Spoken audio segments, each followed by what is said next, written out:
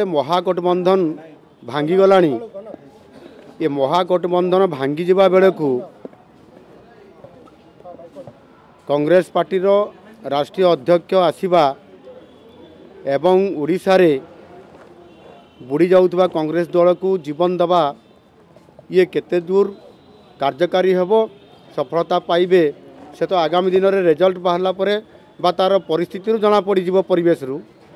किंतु एटी गोटे कथा होउछि ओडिशा रे कांग्रेस रो जीवनदान देबा पई तांकु टिके बंचैया पई जो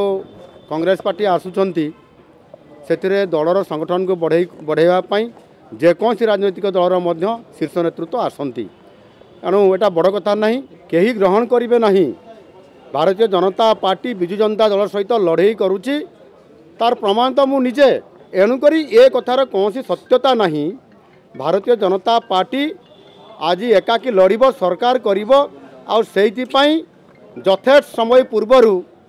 आज यशस्वी प्रधानमंत्री नरेंद्र मोदी जी ओडिशा आगमन होउछि फेब्रुआरी 3 तारिख रे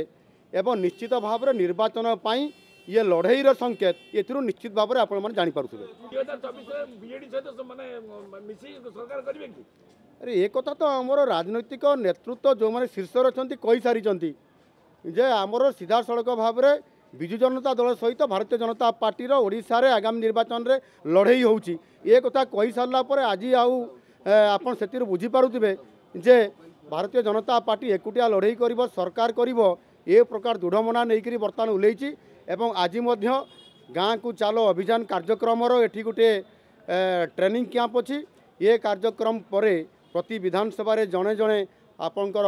संयोजक हिसाब से दायित्व देलापर ट्रेनिंग देलापर से विधानसभा काम करेंगे एवं विकसित भारत संकल्प रथ ये कार्यक्रम जो सरकारी स्तर चलीला वर्तमान पार्टी स्तर में चलवाई योजना होणु निश्चित भाव में आम जितवाई आमे ये संपूर्ण भाव रणनीति सहित आगामी दिन में रोड मैप सहित ओह्लैवाई जाऊँ। वास्तव चित्र जोटा मुझे कही सारे भारतीय जनता पार्टी विजु जनता सहित लड़ई करुच्ची एवं भारतीय जनता पार्टी एथर विजयी प्राप्त हम आउ से आमे समस्ते संपूर्ण भाव में रोड मैप सहित निर्वाचन मंडली को ओह्लै सारूँ।